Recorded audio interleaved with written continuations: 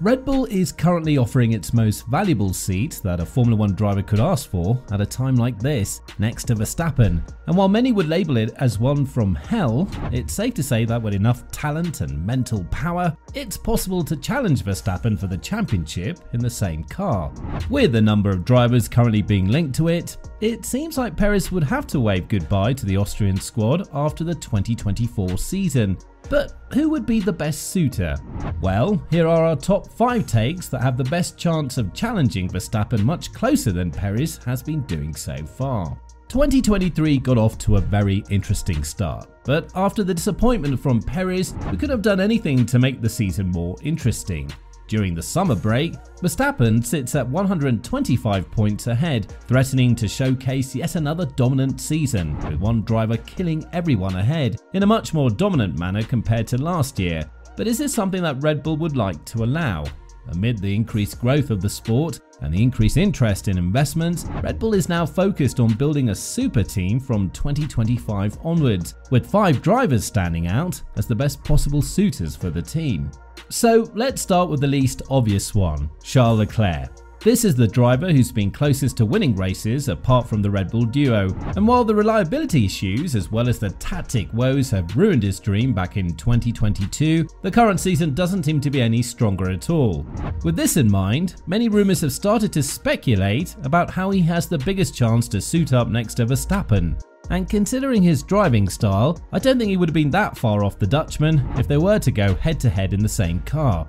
Of course, there is an issue with which every driver has to cope with when they're racing alongside Verstappen, be the number 2 drivers until proven otherwise. If that's the case, then Leclerc would have the most potential out of all the other drivers to prove that there is something behind his talent that's worth winning championships, and it's mostly Ferrari, the team, who's not able to utilise his talents to the fullest. However, there are rumours that are currently swinging around in the Formula 1 world that are already putting Leclerc in Ferrari on a majestic $180 million contract if he remains with the team until 2029, something that he's also expressed his wish for and something that would make him the next Jean Alesi or the next Raikkonen for the Maranello team. Now, apart from Leclerc, we have the young McLaren duo, and with the increased popularity and performance of the Woking-based squad, it's safe to say that neither one of these drivers is guaranteed for the upcoming seasons. Yes, they do have what it takes to beat Verstappen in the same machinery, and while they have been proving us wrong from Austria onwards, going against a generational talent is something with which you have to have nerves made out of steel if you're to be as mentally and physically strong as the Dutchman. Norris was asked about the potential move to Red Bull from 2025 onwards, something to which he didn't really have the greatest response, as he said that right now his primary focus is McLaren. However, we mustn't forget that if McLaren fails to bring him a championship-winning car from 2025 onwards, then the opportunity of hopping into one would be a more realistic scenario for the Brit, who said that the chance of driving for Red Bull is always at the back of his mind.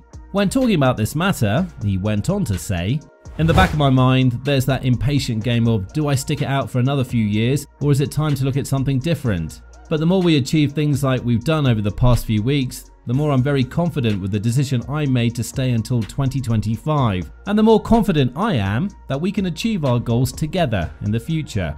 So this is a kind of 50-50 answer, and while Norris was tipped that racing alongside Verstappen would be a career path made in hell for his career, that's not something he's afraid of.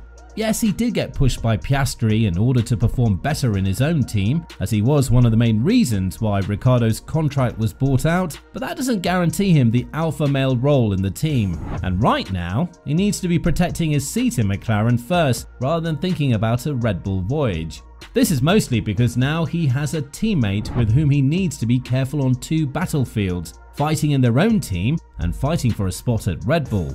Neither one of them denied that they would be considering Red Bull from 2025 onwards, and not only that, but Piastri said that he's also very flattered to be considered by one of the greatest teams in the sport. In Spa, he was able to drive an extraordinarily good qualifying lap for the sprint race, just 11/100ths of a second behind the Dutchman, and he became the only rookie to have led a lap in the past decade. These numbers don't go unnoticed by Red Bull, and rest assured that once the time comes, the offer sheet will be given directly to the young Aussie's manager, Mark Webber. After all, Mark's relationship with Red Bull is still a very close one, as he's one of the drivers that brought the team back to its glory alongside Vettel, even though he didn't manage to beat him in a straight fight and was effectively the number 2 driver in those years together.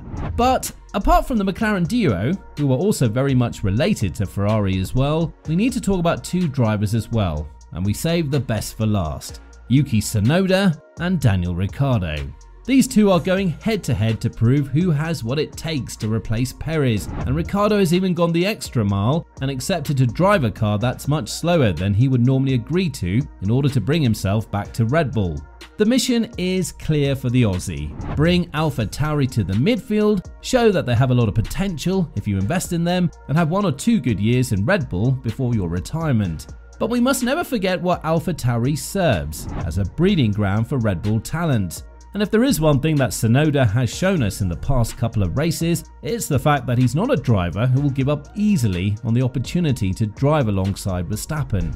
Yes, he does have very close ties to Honda, and one of the main reasons he's still on the grid is because of Honda's presence, something that will remain in the sport from 2026 onwards, and we'll see Aston Martin being much more competitive than now. But AlphaTauri currently has 3 points, all courtesy of Tsunoda. Yuki also spoke about the challenge of going head-to-head with Ricciardo, and while he said that he made him make a lot of mistakes just because of his presence and the fact that he's a multiple-time race winner, Yuki has handled the situation extremely well, outperforming him in Spa with 24 seconds of advantage and grabbing 1 point for the team. When talking about the potential future of him and his current teammate, Tsunoda went on to add, "It will be clear soon, but either driver will be slower and the slower guy won't make it to Red Bull. That's easy. The faster guy has more chance to go to Red Bull. It's how it works in Formula 1. That's it. It's a challenge always to outperform Ricciardo. In the end, it doesn't make much difference, Daniel or Nick, whatever. Anyway, I have to do the same thing I was doing to Nick. You need to beat your teammate, and that's the most important thing. Daniel is not an easy driver to beat, but at the same time, I'll do what I did in the last couple of races, and it's clear, the faster guy will stay or go up. That's it." Well, that's the mentality that you wouldn't have expected from Tsunoda at this period of his career, just when he came out of a humiliating season, having Gasly constantly outperform him as a teammate and even winning a race back in 2020. Be that as it may, we must never sign off on Perez, because as all things stand, if Red Bull wants to keep the status quo of their drivers right now, then the best thing would be not to make any changes at all, and just let the other teams or the regulations change the pecking order. Anyways, we have a very interesting season ahead of us, and it seems like the competition is not bringing enough value to the sport. The silly season and the drivers themselves are doing so.